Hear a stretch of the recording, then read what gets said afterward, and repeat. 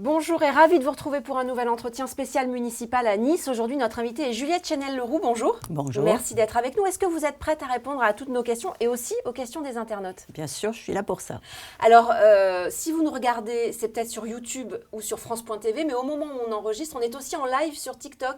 Et donc, si vous l'êtes aussi, surtout, n'hésitez pas à poser toutes vos questions dans les commentaires. C'est Manon qui les relaiera. Bonjour Exactement. Manon. Bonjour Nathalie, bonjour Juliette Chenel-Leroux. Alors n'hésitez pas à poser vos questions, je me chargerai de les poser à notre candidate.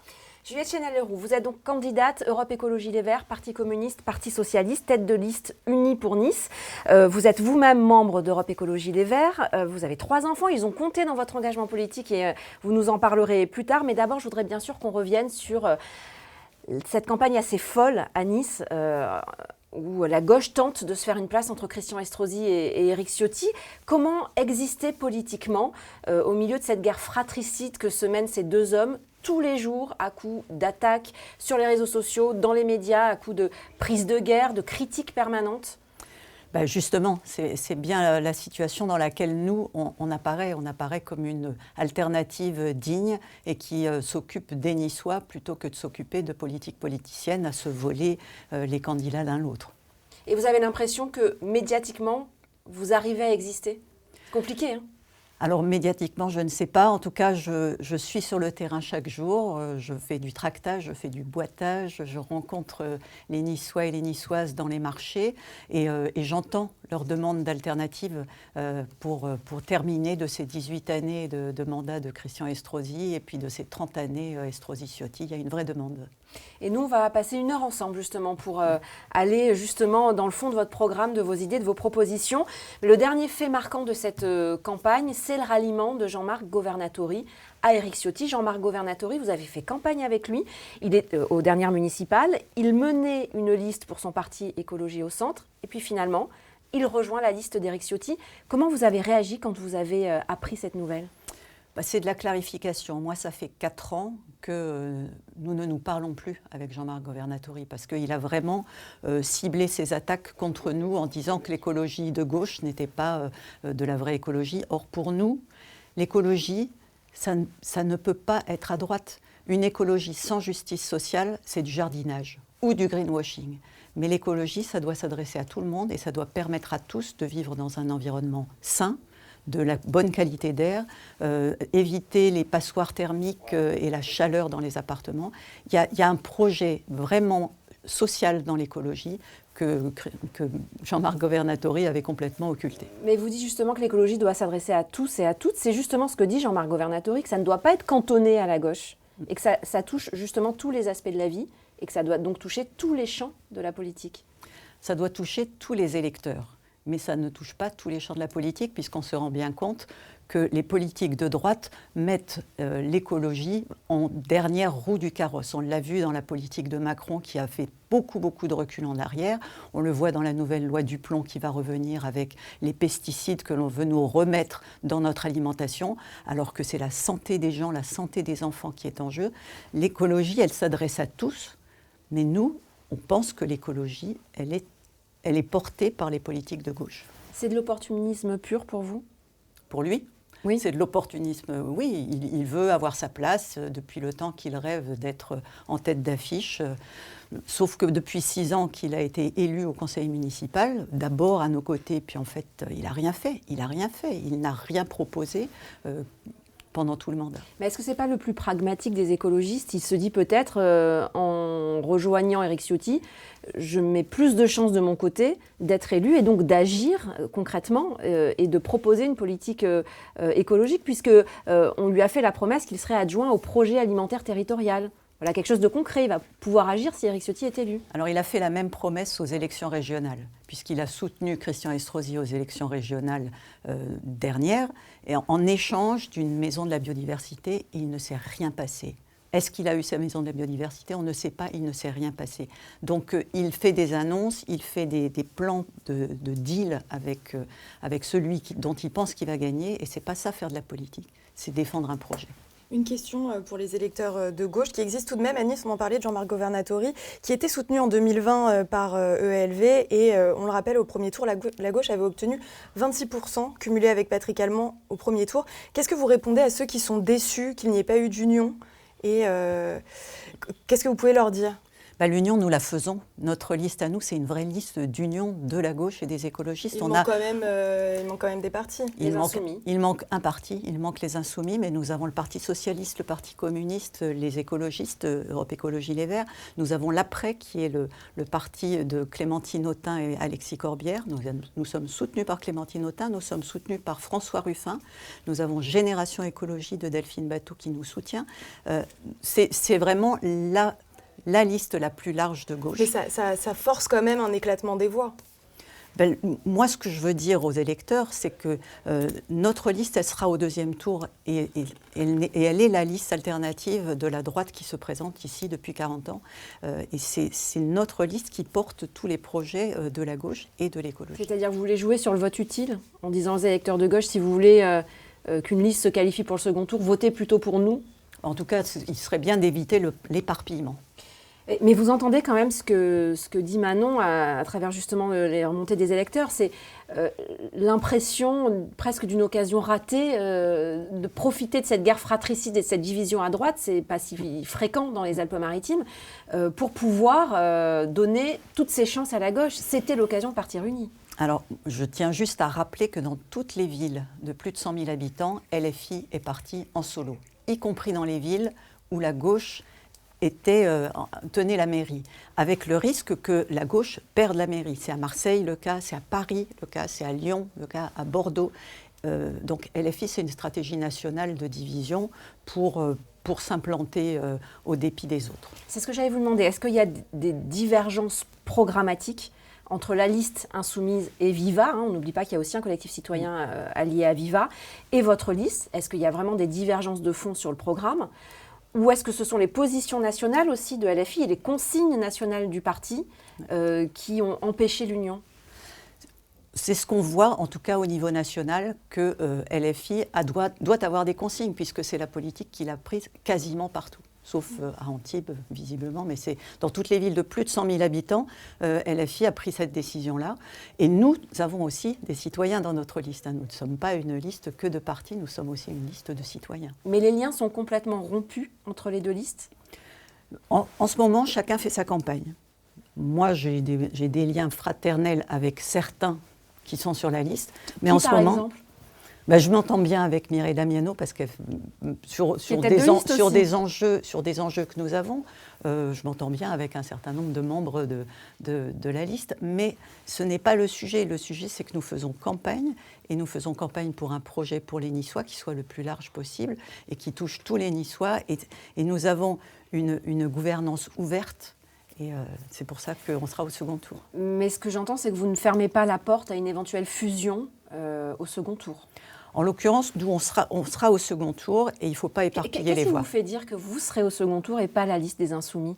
Parce que notre liste est très large, parce que notre liste recouvre quasiment toutes les forces de gauche, sauf LFI. Toutes les forces de gauche dans une ville qui est comme Nice, une Nice avec tellement de différences entre des populations très riches et des populations en grande difficulté sociale. Il faut que notre message et notre politique que l'on propose s'adresse à tous, s'adresse pour la justice sociale et aussi pour les écoliers de tous les quartiers. Et aussi, on a un projet qui n'est pas juste une banderole politique, mais qui est un projet pour les Niçois. Et donc la fusion entre les deux tours, elle est possible? La fusion, elle sera discutée s'il y a la possibilité de gagner la mairie au second tour, bien sûr. Elle sera discutée, mais elle est en discussion En tout cas, notre position à nous, c'est de dire ne nous éparpillons pas, allons-y jusqu'au bout et on sera au second tour. Et au second tour, il faut qu'il y ait une triangulaire. La triangulaire, ce sera notre liste avec les deux listes. Parce que vous savez que la possibilité de cette fusion entre la liste que vous menez, Europe Écologie, les Verts, PS, PC et les Insoumis, c'est ce qui a conduit Xavier Garcia, par exemple, qui a présenté une liste place publique avant de la retirer, de ne pas vous rejoindre, en disant je n'ai pas réussi à avoir l'engagement qu'il n'y aurait pas d'union, une fusion entre LFI et le reste de la gauche. Pour lui, ces deux gauches sont irréconciliables. En l'occurrence, Xavier Garcia a même dit qu'il se retirerait au second tour, quoi qu'il en soit. Donc c'est pour ça que ça n'avait pas de sens de faire alliance avec Xavier Garcia. Alors vous le disiez, vous avez une liste large et donc vous êtes allié au Parti socialiste et au Parti communiste. C'est une question de Gilbert Denis. De qui est-ce que vous vous sentez le plus proche, du PS ou du PC? Alors moi, je suis écologiste et c'est notre projet qui nous a rassemblés. On l'a travaillé depuis 1 an, depuis le mois de janvier 2025.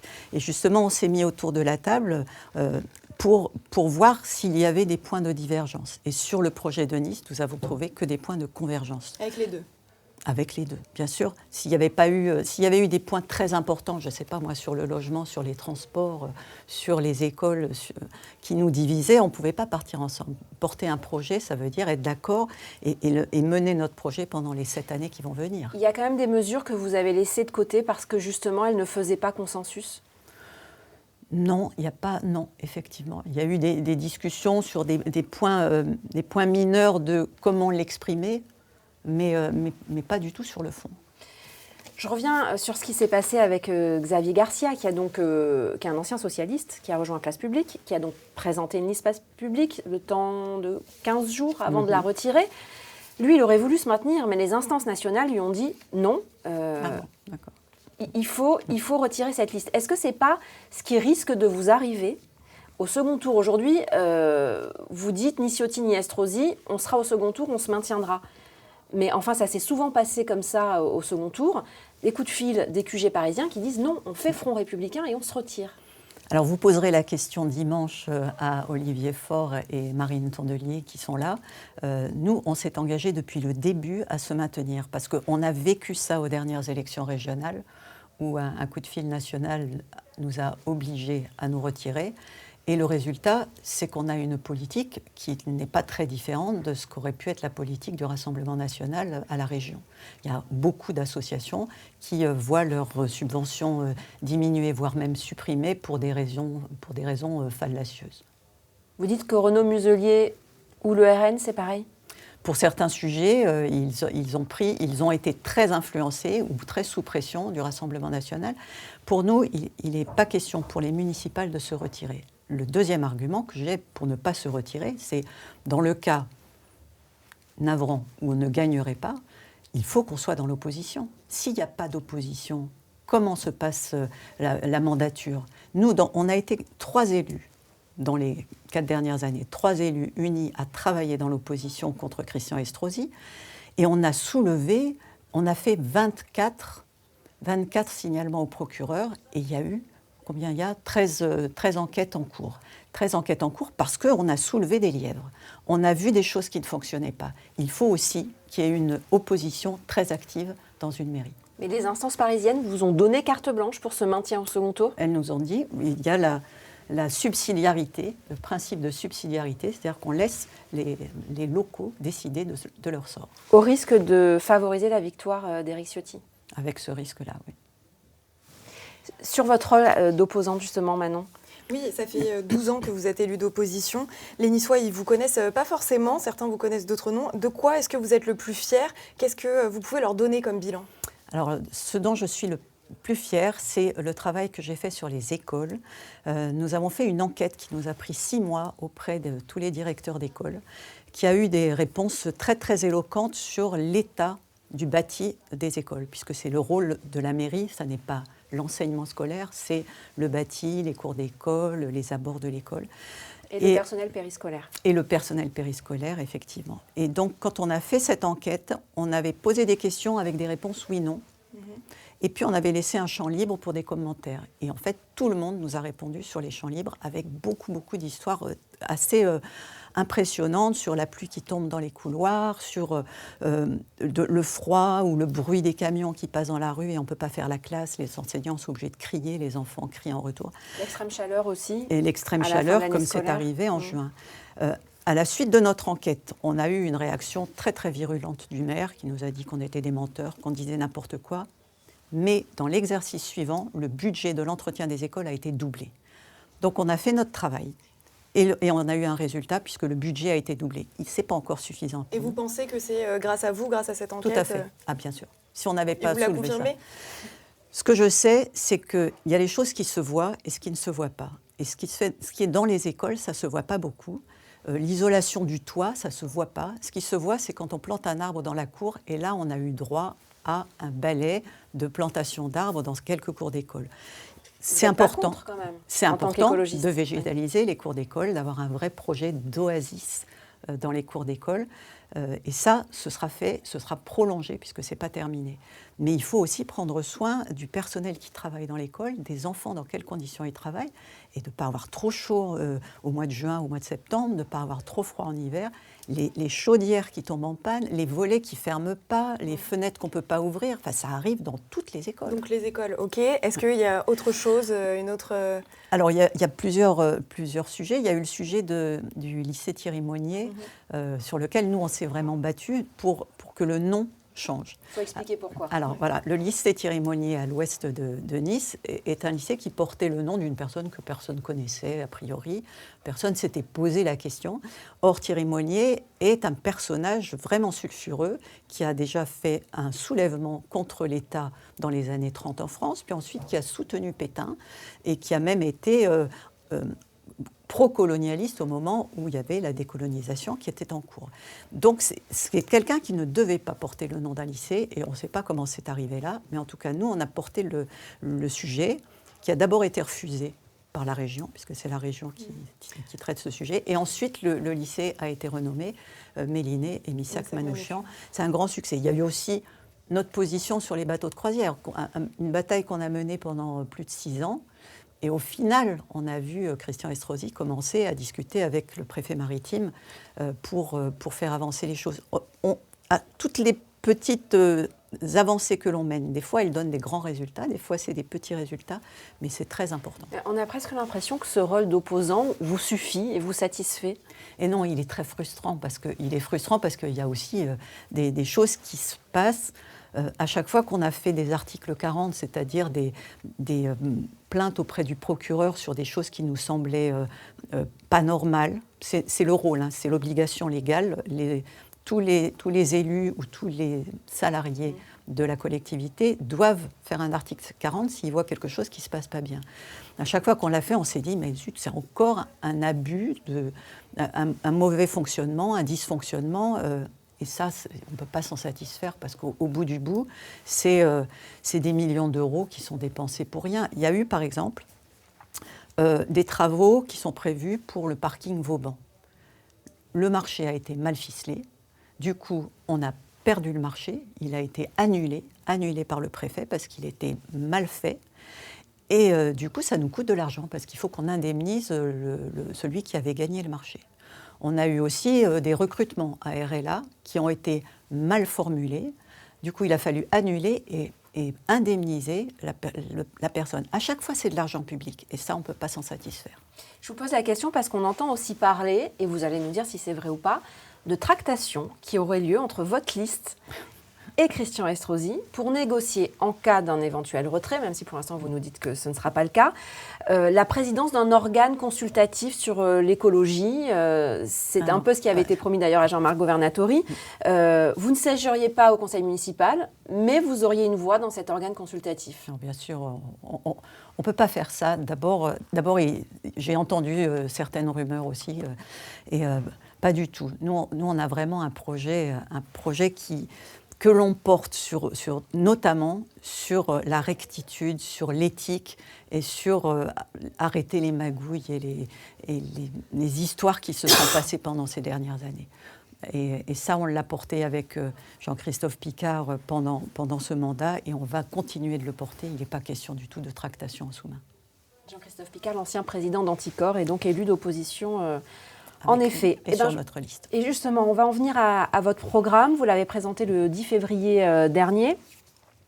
D'abord, les transports. C'est un vrai sujet à Nice, et vous proposez la gratuité des transports pour les Niçois, et cette précision est importante, pour les Niçois et seulement pour les Niçois, pas pour les touristes. Pourquoi ? Parce qu'il s'agit d'un budget quand même. Le budget de la billetterie est une petite partie du budget de fonctionnement, mais ça en fait partie.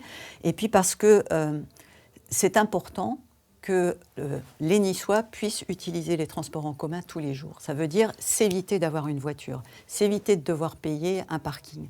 Le coût de la vie à Nice est très élevé par rapport à bien d'autres villes. Le coût du logement est cher, donc tout ce qui peut améliorer le pouvoir d'achat et le pouvoir de vivre, c'est-à-dire la qualité de l'air, nous, on va mettre le focus dessus, on va vraiment insister. Et la gratuité des transports, ça présente un point important. Et bien sûr, on ne va pas faire payer les touristes, enfin, on ne va pas payer pour les touristes. Et c'est comme ça aussi qu'a fait Montpellier. Montpellier a procédé de la même façon. Et les touristes vont vous permettre de récolter quelle somme ? On a estimé que les touristes nous apporteraient, si on augmente, il faut qu'on augmente le budget, le prix du ticket pour les touristes, ce sera autour de 12-15 millions d'euros. Pour un ticket, à quel prix à peu près ? Pour un ticket, aujourd'hui il est à 1,70 €. Si on le passe à 2,30 €, comme ça se fait dans beaucoup de villes, ça peut rapporter 12 à 15 millions d'euros. Ce sera gratuit pour le voyageur niçois, pas pour le contribuable. Quel budget il va falloir mettre pour permettre cette gratuité ? Alors, il n'est pas prévu d'augmenter les impôts. Ça, c'est une chose qui est sûre. Nous n'allons pas augmenter les impôts. Bien sûr, nous n'allons pas les baisser. Parce que j'ai entendu dire que d'autres candidats voulaient baisser les impôts fonciers. Les impôts fonciers, c'est les propriétaires qui les payent. Et puis, ça contribue aussi à faire payer les résidences secondaires. Donc, il faut continuer de faire payer les résidences secondaires et les propriétaires. Mais nous avons beaucoup de marge de manœuvre pour faire des économies. Comme je vous le disais, il y a eu beaucoup de dérives financières pendant ce dernier mandat. Il y a eu des dérives financières, le circuit du Castellet, 2 millions d'euros par an jetés parce qu'on donnait de l'argent pour un circuit qui est dans le Var, un circuit automobile dans le Var. Soi-disant, ça apporterait des touristes. Ce n'est pas vrai du tout. Ça nous a coûté 15 millions d'euros. Et il y a encore des énormes dettes à payer. Ça vous n'allez pas pouvoir le récupérer, cette somme-là ? Les sommes de...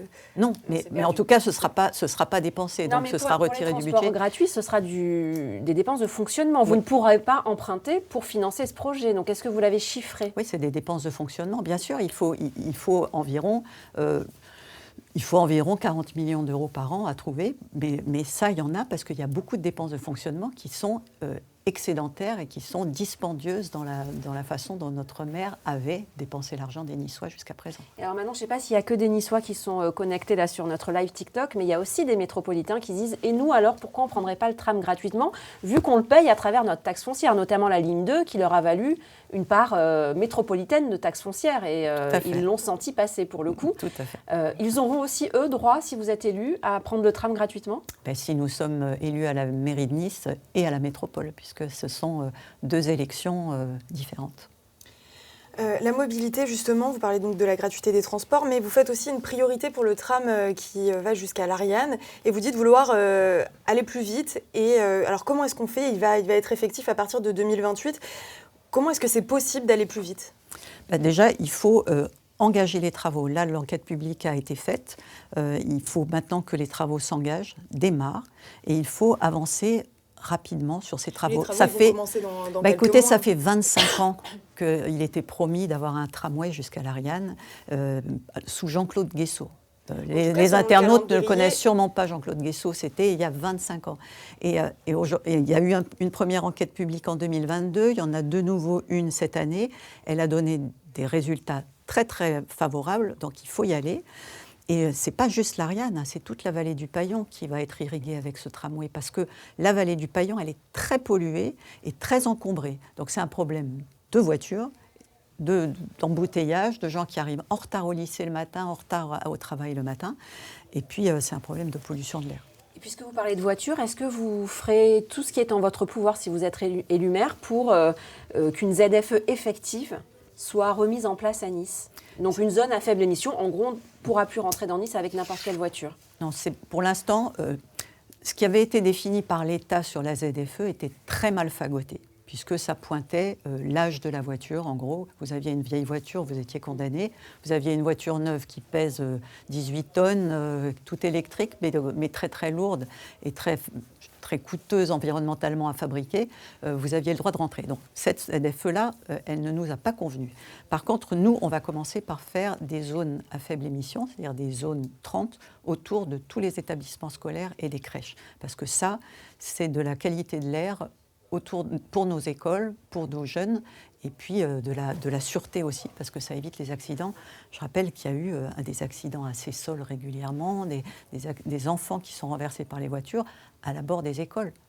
Les Insoumis ont voté contre ces ZFE. Vous auriez fait pareil? Alors, le principe de ZFE était bon. Il faut trouver une façon de réduire la circulation routière, mais il faut le faire en commençant par les transports en commun et puis avec des critères qui soient différents des critères de l'âge, parce que si on a un bon contrôle technique, il n'y a pas de raison qu'on n'ait pas le droit de bien circuler en ville. Alors vous étiez fermement opposé au retour du double sens sur le quai des États-Unis. Ouais. Est-ce que, là, si vous êtes élu maire, est-ce que le quai des États-Unis reviendra à sens unique? Alors c'est vraiment une situation aberrante de Michel Tabarot. Non, de son frère, Philippe Tabarot, ministre des Transports, qui n'a pas accepté de modifier la dénomination de cette voie, parce que c'est quand même fou. Maintenant, les vélos doivent circuler à côté des piétons.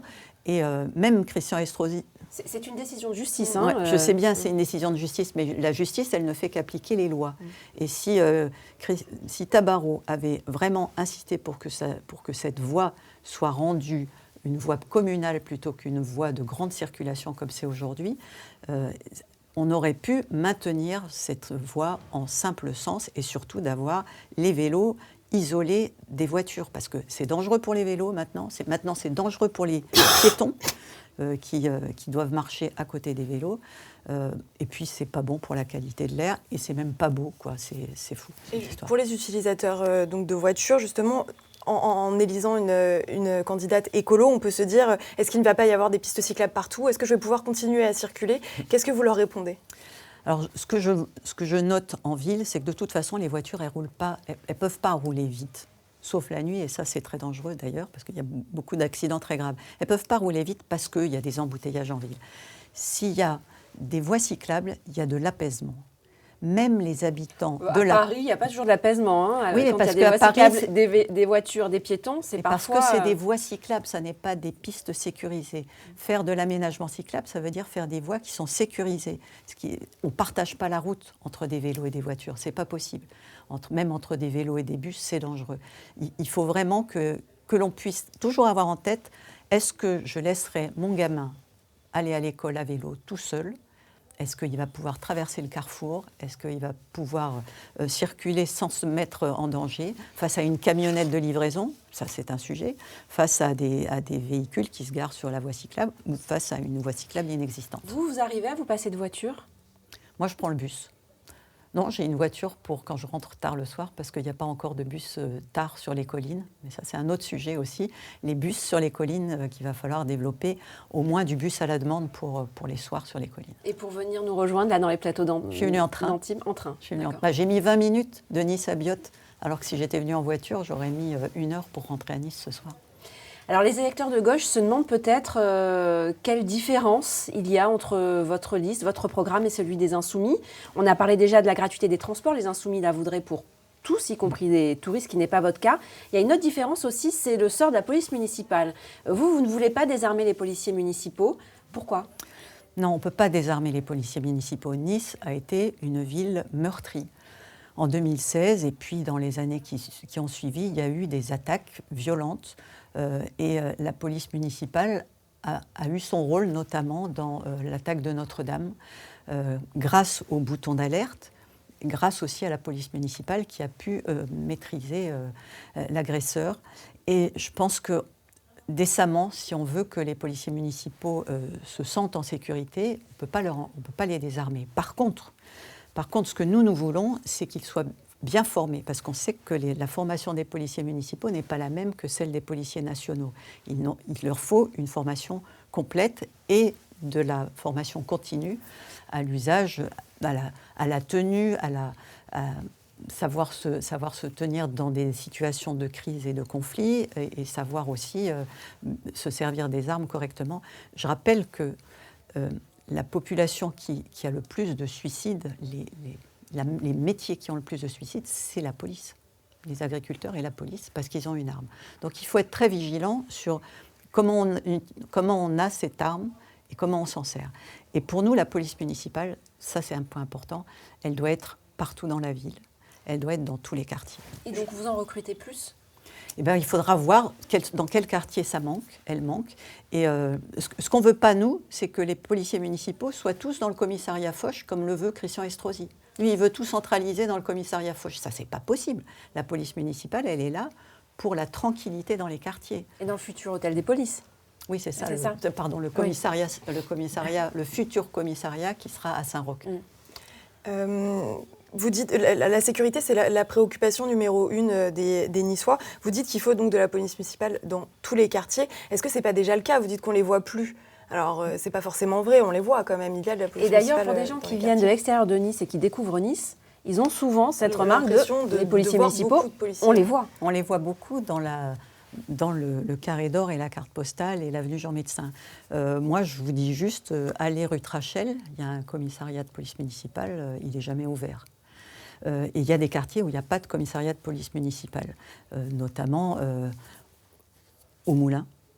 Au Moulin, il y avait un commissariat de police municipale. Maintenant, Christian Estrosi dit, je vais les mettre avec la police nationale. Et oui, mais lorsque les habitants des Moulins appellent à l'aide, ce sont des policiers qui viennent du commissariat central, qui viennent chez eux, et pas ceux d'à côté. Il y a une situation absurde de fonctionnement de la police à Nice qu'il faut remettre à plat. La coordination entre la police nationale et la police municipale. La police nationale, elle doit faire les enquêtes, elle doit être en police judiciaire, elle doit être en appui et dans les traitements des sujets. La police municipale, elle est là pour les flagrants délits et pour intervenir pour la tranquillité. Et c'est ça qu'on Est-ce que vous gardez la Gaïda d'ailleurs, cette brigade de vigiles qui intervient notamment au Moulin, mais maintenant plus seulement, dans d'autres quartiers également, pour sécuriser les halls d'immeubles notamment ? Moi, je pense que de mettre une police privée dans les halls d'immeubles, ça ne devrait pas être le rôle d'une municipalité. C'est dangereux pour eux, d'ailleurs. C'est dangereux pour eux. Il y a d'ailleurs eu des policiers Gaïda qui ont été agressés. Ce ne sont pas des policiers. Hein. Oui, c'est ça. Ce sont des gardiens, mais on les met dans une situation de comme si j'étais un policier. Moi, je pense que la police, ça ne doit pas être privé. Même si ça rassure les habitants, même si ça facilite le travail des policiers ? Alors, de toute façon, il faudra, une fois qu'on aura remis de la police municipale dans tous les quartiers, on verra ce qu'on fait de la Gaïda. Mais pour l'instant... Et sur la vidéosurveillance, vous avez souvent dit qu'il y avait trop de caméras à Nice, que ce n'est pas forcément nécessaire. Est-ce que là, si vous êtes élu, vous allez en enlever ? Plus de 40 millions d'euros qui ont été dépensés dans le matériel de vidéosurveillance et un nombre incroyable d'agents municipaux qui sont derrière les caméras. Il vaudrait mieux qu'ils soient dans la rue. Les caméras de vidéosurveillance, c'est très bien pour résoudre les affaires lorsqu'elles sont sérieuses, parce que si on vous vole votre vélo, on va vous dire « Non, la caméra, elle est juste au-dessus, mais on n'a pas le temps de s'occuper de vous ». Donc les vols de vélo ne sont pas réglés avec la caméra de vidéosurveillance. Et c'est agaçant quand on n'a pas de voiture, qu'on fait tout à vélo, de se faire voler son vélo. Il n'y a pas que des vols de vélo. Bien sûr. Mais les agressions, en tout cas les caméras de vidéosurveillance, c'est une solution derrière laquelle on se cache et qui permet petit à petit d'empiéter sur les droits individuels, notamment. Vous en enlèverez ou pas ? Non, je ne les enlèverai pas. Non. Vous avez l'impression qu'on porte atteinte à votre vie privée avec ces caméras de vidéosurveillance ? Vous parliez de grignoter les droits individuels. Le grignotage, il va arriver quand on va se mettre à utiliser l'intelligence artificielle pour décider ce qu'il y a sur la caméra. Et ça, on voit très bien ce qui se passe en Chine et je ne veux pas du tout arriver comme en Chine. Pour l'instant, il y a des garde-fous qui n'ont pas permis à Christian Estrosi de généraliser certaines expérimentations. Oui, tout à fait. Vous dites on n'aura pas la folie des grandeurs, on aura un grand projet d'aménagement, il concernera la caserne au Var. Qu'est-ce que vous en ferez ? Alors sur ce terrain de la caserne au Var, qui fait plus de 2 hectares et qui va donc être déserté par les policiers qui vont intégrer le commissariat Saint-Roch, nous avons 2 projets. Le projet du Théâtre de Nice. Le Théâtre de Nice, aujourd'hui, c'est un théâtre en préfabriqué qui a été mis à côté de Nicaïa parce qu'on avait la cuisine, parce qu'on avait détruit notre beau théâtre de centre-ville. La belle salle des Franciscains, quand même. La belle salle des Franciscains, elle est formidable. Parce que vous la gardez ? Bien sûr, ça va de pair. C'est une petite salle de 150 places qui permet de faire des spectacles magnifiques. Notre projet, nous, c'est de faire la grande salle. Parce que comme on est une scène nationale de création, on doit avoir une salle de 1200 places. C'est le contrat qu'on a avec l'État qui aide les scènes nationales. Et aujourd'hui, la cuisine, c'est 800 places. Et notre théâtre à nous sera un théâtre de 1200 places et il sera accessible en tramway. Parce qu'aujourd'hui, pour aller à la cuisine, il faut changer de tram, vu que c'est côté Cadam. Il y a quand même un tram. Il y a un tram, mais il s'arrête, et après il faut changer de tram. Voilà. Mais il n'y aura pas, il y aura plus un seul et unique grand théâtre national de Nice, c'est terminé, il va falloir s'y faire. Oui, il y aura cette salle des Franciscains en centre-ville, il y aura une salle de 1200 places et des salles de répétition qui seront à côté, évidemment. Et donc ça, c'est une partie. C'est entre 45 et 50 millions d'euros qui a été estimé.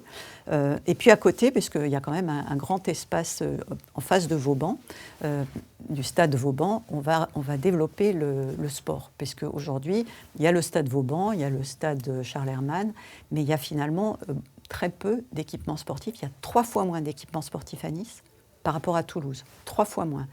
On a besoin des city-stades pour faire du foot à 5, par exemple. On a besoin d'une salle fermée pour faire un mur d'escalade ou du handball, des salles mobiles. Et ça, c'est possible de le faire là. Et ce sera comme ça.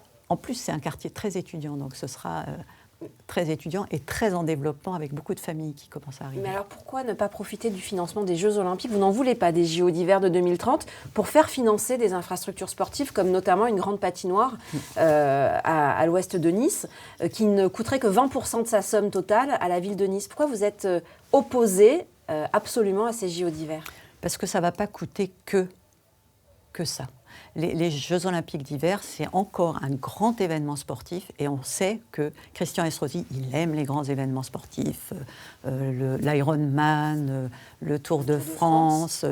Et à chaque fois, c'est beaucoup d'argent de la collectivité qui y est dépensé. Et là, c'est quand même un événement qui dure 1 mois. Et on a vu ce qui s'est passé en Italie. En Italie, leur projet, c'était 1,2 milliard pour faire leurs Jeux Olympiques de Milano-Cortina. Ils en sont à 5 milliards.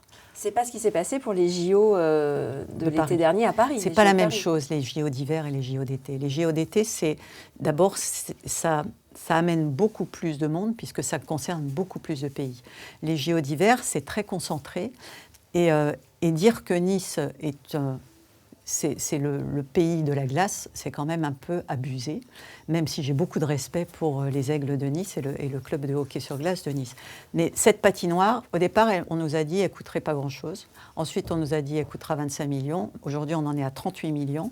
Et on ne sait toujours pas ce que l'État va mettre sur la table parce que le COJOP, en ce moment, ça oui, il y a beaucoup ça de patine problèmes dans de le gouvernance bouillon, voilà. et de désaccords internes. Mais vous vous émerveillez pas, par exemple, en ce moment, devant les performances d'Adam Siao-Imfa, notre patineur niçois? Je suis très fière de notre patineur niçois, là, qui est 3e pour l'instant. Vous n'auriez pas envie qu'il ait une puisse médaille à Nice? J'ai envie qu'il ait une médaille dans tous les sports, mais moi, je candidate pas juste pour le ravissement des choses. Je pense qu'il faut être raisonnable et il faut penser au coût des choses. La ville de Nice, elle est très endettée. La métropole, elle est extrêmement endettée.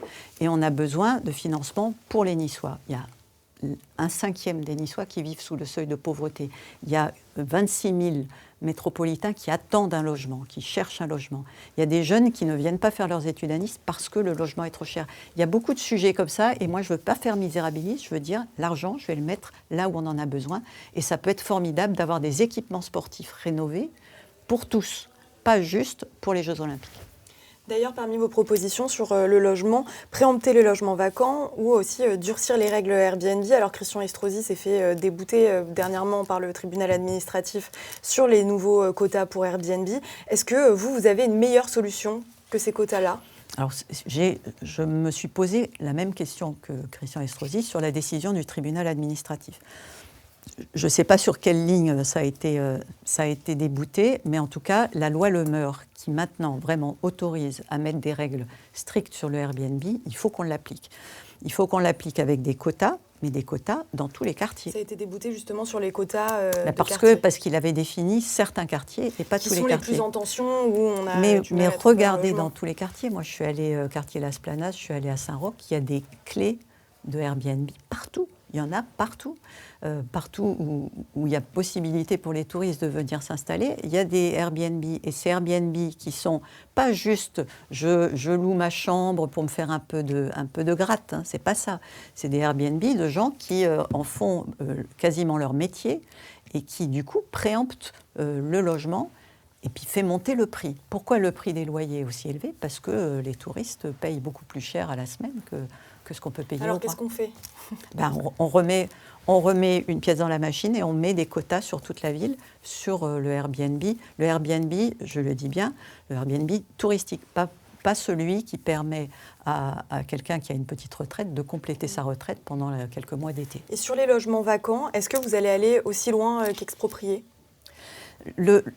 On parle des logements vacants. Il y a 5000 logements vacants qui ont été identifiés par le plan local de l'habitat, hein, ce n'est pas mes chiffres fantaisistes, c'est le plan local de l'habitat. 5000 logements vacants qui ont plus de 2 ans de vacances, c'est-à-dire que ce n'est pas une histoire d'attente d'un héritage ou quoi, et qui ne sont pas trop vieux, c'est-à-dire qui ont moins de 8 ans, donc qui sont en bon état. Ces logements-là, il faut les utiliser. Il faut les utiliser. On ne va pas préempter si on ne peut pas d'abord faire un deal avec les propriétaires. Et les propriétaires, il faut les aider, il faut les accompagner. Ils ont peur de louer. Et nous, ce qu'on dit, c'est n'ayez pas peur de louer parce qu'on va vous accompagner pour trouver les locataires et pour remettre en état si jamais ça ne s'est pas bien passé. Et ça, c'est aussi le rôle de protection de la mairie.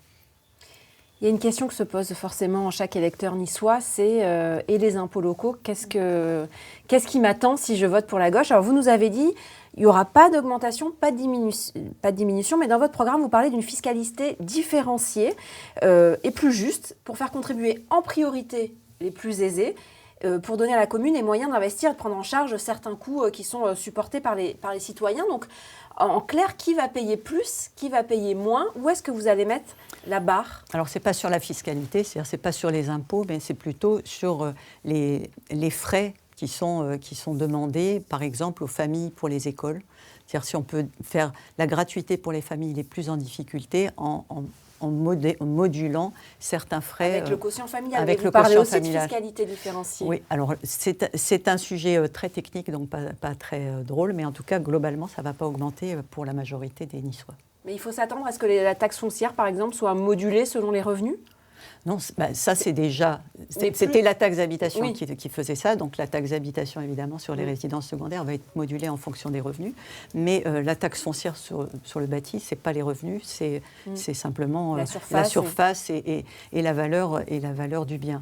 Et donc ça ne peut pas être modulé. Vous voulez aussi étendre le principe des régies municipales. Christian Estrosi l'a déjà beaucoup fait, pour l'eau notamment, par exemple, pour la cantine. Quels autres domaines pourraient passer en gestion publique alors qu'ils sont actuellement gérés par le privé? Pour moi, on a bien avancé sur les régies et c'est plutôt sur la gestion des régies qu'il faut je ne pense pas qu'il y ait trop de nouveaux domaines pour mettre en régie municipale. Notamment, on pourra travailler sur le sport pour tous, où c'est une question qui peut se poser parce que les animalistes sont saturés, voir comment faire évoluer les animalistes pour que ça se développe. Et dans ce cas-là, est-ce que c'est régie, est-ce que c'est une autre forme? Mais bien penser que ce qu'on veut, nous, c'est donner du pouvoir d'achat et du pouvoir de vivre dans une ville saine et en bonne santé pour tous les Niçois. Et c'est là-dessus qu'on va appuyer sans augmenter les impôts. Et au final, à quoi ressemblera Nice dans 6 ou 7 ans si vous êtes élu maire?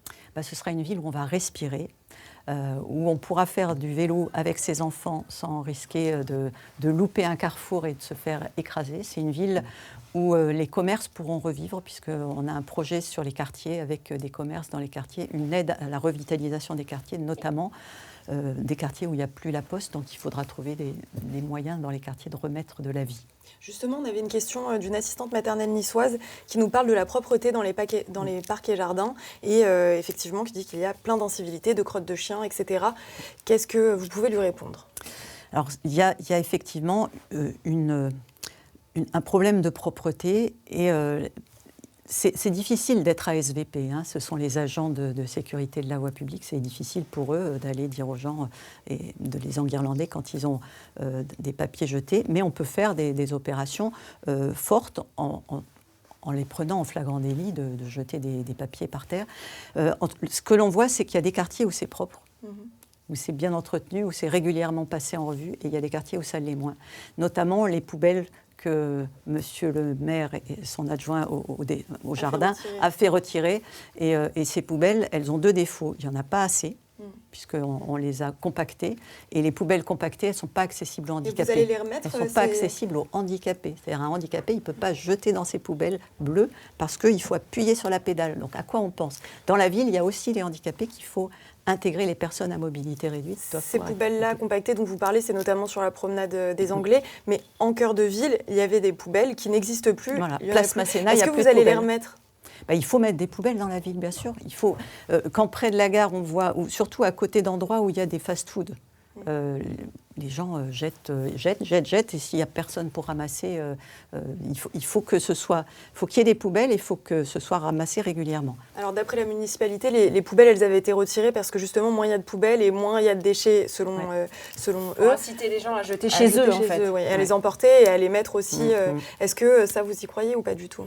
La preuve, non. Donc c'est pas un argument écolo. C'est pas un argument, c'est un argument peut-être d'économie pour éviter qu'il y ait du personnel qui ramasse les poubelles, mais ça n'a pas marché. Maintenant, je vais vous laisser regarder le TikTok Live et d'éventuelles nouvelles questions. On va revenir en attendant sur votre parcours. Alors, vous êtes ingénieur de formation, vous êtes diplômé de l'université américaine de Stanford. Il vous vient d'où votre engagement politique? À quel moment? Quel a été le déclic? C'est vraiment venu quand j'ai eu des enfants. Ma fille est née, je me suis dit quel monde je vais lui laisser. Et quand on pense l'avenir, quand on est jeune, on ne pense pas à l'avenir, on vit dans le présent. Et quand on pense l'avenir, on se dit il y a ça qui va, il y a ça qui ne va pas, il y a ça qui pourrait aller mieux, et de quelle façon je peux changer les choses. Soit je m'engage dans une association, mais du coup c'est très précis. Par exemple, ramasser les déchets sur la plage, et j'admire ceux qui le font, les associations qui tous les samedis ramassent les déchets sur la plage. Ou bien aussi, on s'engage en politique en prenant une vision globale du monde qu'on va laisser.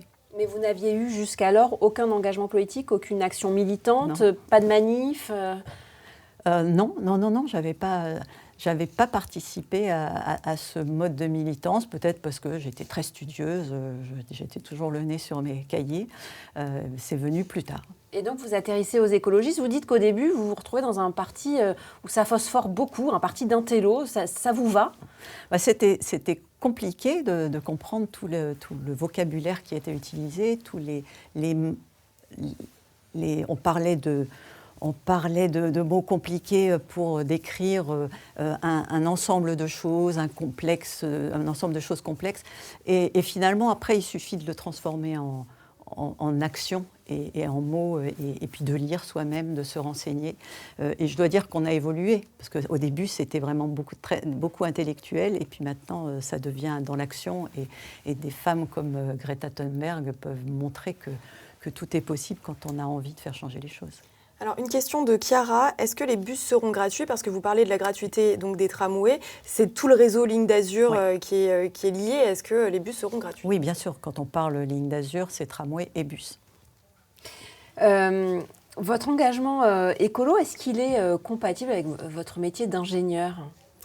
Je pense que oui. Je pense que oui, parce que j'ai été ingénieur à Texas Instruments. On fabriquait des puces, notamment des puces pour les téléphones portables. Et finalement, les téléphones portables, à l'époque, c'était un progrès parce que le téléphone avec tous les câbles en cuivre qu'il fallait tirer, c'était une vraie limitation pour développer la communication dans beaucoup de pays, notamment les pays d'Afrique. Et le développement des téléphones portables a permis un certain accès à la communication. Moi, c'était la passion de la technique qui m'a fait rentrer dans cette industrie Texas Instruments. J'ai travaillé sur le 3310, je ne sais pas si vous connaissez ce téléphone. Quand on le jette, il ne se casse pas. Et on faisait des essais de drop test où on faisait casser le téléphone et la puce n'était pas cassée, le téléphone marchait toujours, on le remontait, ça marchait. Le fameux Nokia. Le fameux Nokia 3310, c'était notre gros client. On en était très fiers, on a vendu plus d'1 milliard de puces à ce client-là. Et puis après, j'ai travaillé à Thales Alenia Space, donc c'est les satellites, et j'ai travaillé sur des satellites d'observation de la Terre, notamment qui servent aux scientifiques du GIEC à connaître le niveau des océans, la température des océans, les émissions de gaz à effet de serre, Et ces satellites-là, ils ont un rôle important. Et je regrette beaucoup qu'il y ait des satellites d'Elon Musk qui sont en train d'envahir notre atmosphère juste pour balancer des communications et des films sur nos téléphones. Est-ce que vous vous sentez techno-solutionniste? Est-ce que vous avez le sentiment que c'est dans la technologie qu'on pourra trouver des solutions pour sauver la planète? Non, je pense qu'il faut vraiment toujours se mettre un pas de côté. Parce qu'on ne peut pas dire il y a un problème, ça va aller, on va trouver une solution juste technique. Parce que chaque solution technique apporte aussi d'autres dérives, notamment dans la façon dont on fabrique les choses dans les pays d'Asie du Sud-Est, par exemple, où il y a et les déchets qui sont engagés et les conditions de travail des personnes qui sont embauchées là-bas. Il faut d'abord penser, est-ce que j'en ai besoin? Moi, au quotidien, je me dis, est-ce que cette dépense-là, j'en ai besoin? Est-ce que ce truc nouveau qui plaît à tout le monde, j'en ai besoin? Et est-ce que je pourrais m'en passer? Et en fait, on peut se passer de beaucoup de choses. De quoi vous vous passez au quotidien? Eh ben, je me passe de m'acheter des vêtements tous les 4 matins. Je crois que je me suis acheté cette veste pour faire la campagne électorale cette année, mais ça faisait 6 ans que je n'avais pas acheté de veste. En neuf ou en seconde main? Celle-là, elle est en neuf, mais j'ai acheté mes robes en seconde main. Et je pense qu'il y a des nouvelles solutions, notamment, par exemple, la seconde main. De se dire... Qui tue un peu le commerce de proximité aussi, le commerce des centres-villes. Oui, mais il y a des friperies de seconde main aussi en centre-ville, bien sûr. Et puis toutes les grandes enseignes qui ferment en ce moment. Oui, c'est un sujet, mais c'est un sujet qui aurait dû être anticipé depuis longtemps. Quand on commence, même les grandes enseignes, à faire fabriquer en Asie du Sud-Est, il ne faut pas s'étonner après qu'ils essayent de tirer le modèle le plus loin possible avec des Chines qui vendent à 3 sous des choses qui sont fabriquées dans des conditions désastreuses. Est-ce que localement, vous pourriez trouver des solutions justement comme celle-ci, inciter les Niçois à faire plus de seconde main? Qu'est-ce que vous proposez? Déjà, si on remet du commerce dans les quartiers, on peut recenser les besoins dans les quartiers. On est allé dans certains quartiers un peu au-delà de Pasteur, là où on voyait qu'il y avait juste un café pour un quartier énorme. Et le café, le jour où il prenait sa pause, c'était quand même désastreux. Donc remettre des cafés, c'est quand même pas mal aussi. Et vous voulez d'ailleurs mettre en place une foncière municipale pour les commerces. Louer des locaux commerciaux. Ouais. C'est à des tarifs modérés. Ce principe, ce serait de permettre à des nouveaux commerçants de s'installer, pas les grandes enseignes, mais des nouveaux commerçants de s'installer avec des loyers modérés au début, le temps de faire démarrer leur activité commerciale. On va revenir à votre parcours et à votre engagement. Est-ce que vous pourriez nous citer quelques figures politiques qui vous ont inspiré? Oui, bien sûr. Il y a eu Simone Veil. Simone Veil, qui était une femme politique dans un monde où la politique était dure pour les femmes et qui a quand même réussi à défendre le projet de l'avortement, alors que ce n'était pas du tout dans l'air du temps. Et ça, c'est une femme formidable, même si elle est de droite et qu'elle n'était pas écolo. Il y a eu Robert Badinter qui s'est battu contre la peine de mort. Et je pense que quand on voit des grandes figures politiques qui défendent leurs valeurs, c'est important. Et puis évidemment, il y a Marine Tondelier, parce que Marine Tondelier, c'est notre fer de lance de la lutte contre le Rassemblement national et contre l'extrême droite, parce qu'elle est élue de Hénin-Beaumont, une ville dirigée par l'extrême droite, où tout a été mis sous verrou, et où les conditions d'expression libre et publique sont vraiment mises à mal. Et donc, c'est une leçon pour nous, le combat qu'elle mène. Et si je vous dis Jack Lang, qui a été un ministre de la Culture qui a marqué la France, qu'est-ce qui vous inspire aujourd'hui? Aujourd'hui, c'est affreux, quoi. C'est affreux de voir comment des personnes qui pourtant ont fait des choses incroyables pour la culture sont capables de se vendre, puisque c'est des questions d'argent, c'est pour l'argent, c'est pour avoir du soutien, ou c'est pour le prestige. Le prestige, l'argent. Moi, je pense que quand on fait de la politique, il faut garder ses valeurs, et pour pouvoir garder ses valeurs, il ne faut pas faire de la politique pendant toute sa vie. Ah, donc combien de mandats si vous êtes élu? Moi, c'est 3 mandats, donc ce sera mon 3e mandat, et ce sera mon dernier mandat. Ah, vous incluez les mandats en tant qu'opposante? Oui. Donc là, même si vous êtes dans l'opposition... Après, je serai trop vieille. C'est pas... La politique, ça doit porter des projets Et on ne peut pas faire de la politique à 80 ans, même à 70 ans. Donc aujourd'hui, j'ai 60 ans. Donc, Message adressé à Christian Estrosi ? Je pense que quand on reste trop longtemps... Je ne sais plus qui, j'ai entendu quelqu'un qui a dit Christian Estrosi, s'il gagne ce mandat, il aura été élu à la mairie de Nice pendant 50 ans. 50 ans, parce qu'il a commencé dans les années 80. Moi, je pense que c'est trop. Jean-Luc Mélenchon, trop vieux aussi alors ? Bien sûr, oui, il faut porter les idées, il faut aider faut participer au brainstorming, à faire jaillir les idées, si on en a encore, parce que ce n'est pas parce qu'on est vieux qu'on n'en a pas. Regardez Edgar Morin, qui est toujours combatif. Mais Edgar Morin, il se bat avec les autres. Plus que centenaire, et il est capable de défendre les idées. Il y a en revanche, on a parlé des grandes figures politiques qui vous ont inspiré, il y a en revanche des noms que vous ne voulez plus voir sur les panneaux de rue à Nice. Vous êtes membre du comité consultatif des noms de rue à Nice. L'allée Charles Pasqua, la rue Jacques Médecin, tout ça, si vous êtes élu maire, c'est terminé ? Mais oui, parce que d'abord, les noms de rue, c'est des noms de gens qu'on honore. Donc il faut que ce soit des gens qui n'aient quand même rien à se reprocher. Et puis il faut que ça représente aussi l'humanité, et il n'y a pas assez de noms de femmes. Donc moi, maire de Nice, je donnerai des noms de femmes à tous les nouveaux quartiers et tous les nouveaux noms de rue. Et c'est ce que j'ai fait pendant les 2 mandats où j'ai été élue, dans la commission des noms de rue. Je ne proposais que des noms de femmes. Parce que... Vous en avez obtenu ? J'en ai obtenu. J'ai obtenu Anita Conti, qui est une océanographe et qui portera le nom dans le musée Antoine Risso. Elle aura une salle. J'ai obtenu quelques noms, mais pas beaucoup. C'est compliqué. Gisèle Halimi. Et je voulais Gisèle Halimi, bien sûr. Parce que j'allais vous demander quel sera le premier nom de femme que vous allez donner à Nice. Bien sûr, ce sera Gisèle Halimi. Mais c'est compliqué de changer les noms de rue. C'est très compliqué parce que c'est très pratique. Quand on a une entreprise ou un commerce dans une rue, s'il faut changer tous les papiers quand on change les noms de rue, ça met les choses en difficulté. Mais ça doit se préparer à l'avance, et on le fera. Paul Déroulède, par exemple, c'est une grande rue, donc on ne peut pas la changer du jour au lendemain. Il y aurait trop de commerces à changer. Mais Paul Déroulède, c'est celui qui a inventé le fascisme à la française au XIXe siècle. Alors j'ai une question d'internaute. Quel est votre avis sur la place de l'aéroport et du port ? Je pense notamment donc à l'extension du terminal 2.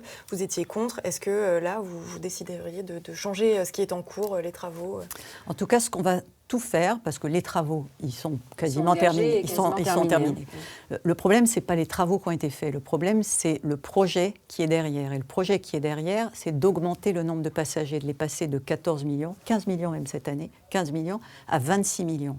Ça veut dire 80 avions de plus chaque jour. Parce que quand le président de l'aéroport dit « Non, il n'y aura pas plus d'avions, on va mettre tous ces 12 millions de passagers supplémentaires dans les mêmes avions », c'est pas vrai. Les avions, ils sont déjà pleins. 80 vols par jour, en plus, ça veut dire de la pollution en plus. Les avions, ils polluent quand ils décollent, ils polluent quand ils atterrissent. Et ça, c'est plus acceptable. Vous allez au boulevard René Cassin, on peut limiter la nuit au moins. C'est-à-dire aujourd'hui, il y a des avions qui atterrissent jusqu'à minuit, même plus. Vous avez vu l'accident qu'on a failli avoir l'autre fois. C'était à 23h. Normalement, il ne doit pas y avoir d'avion après 23h, même pas après 22h. Et il ne doit pas y avoir d'avion avant 6h du matin, parce que c'est le bruit, c'est la pollution. Et puis, donc, petit à petit, réduire la voilure. Donc on aura fait ce terminal 2 étendu pour rien. On nous dit que c'est pour le confort des passagers. Le confort des passagers sera respecté pour les quelques avions, mais on n'a pas besoin de plus de passagers, surtout de plus d'avions. J'arrête pas de me demander maintenant, depuis le début de l'émission, ce que vous êtes venu faire avec des cartes Pokémon. Alors, ce sont des cartes qui présentent notre programme électoral. Je ne sais pas. Voilà, c'est ça. Voilà. Alors, donc, c'est des pollumones. Des cartes pollumones. Et chacune présente... Alors, j'en ai déjà donné à des gamins qui viennent vérifier si j'en ai pas une nouvelle dans ma collection. Et si elle vaut de l'argent ? Est-ce que la carte ni Estrosi ni Ciotti, elle vaut cher ? Alors, celle-là, elle n'a pas de montant. On n'a pas mis de montant parce que c'est quand même une carte dans une courte durée. Donc après, elle n'aura plus de valeur, mais elle aura une valeur de collection. Et le but de ces cartes ? Le but, c'est de faire prendre conscience. C'est pas d'embrigader les enfants quand même. Non, c'est plutôt de faire un premier contact avec les parents et d'expliquer en trois lignes. Parce que sur une carte, on met pas un grand discours, mais des fois les choses concises se comprennent mieux. Toute dernière question. Nice, ce n'est pas votre ville natale. Vous vous y êtes installé pour votre premier boulot. Qu'est-ce qui aujourd'hui vous rattache à cette ville? Toute ma vie active, puisque j'ai travaillé 40 ans dans des entreprises locales, dans des industries locales, et puis mon mari, et puis mes enfants, et puis mes amis. Et je pense que Nice, en plus, c'est une ville, quand elle nous a pris par la main, on n'a plus envie de la quitter. Et on a envie de la diriger? Et on a envie que ça se passe mieux. Et puis, c'est pas je vais la diriger, c'est une équipe qui va s'occuper des Niçois mieux que ça n'a été fait jusqu'à présent. Merci beaucoup Juliette Chenel-Leroux d'avoir répondu à nos nombreuses questions. Merci Manon d'avoir relayé celle des internautes.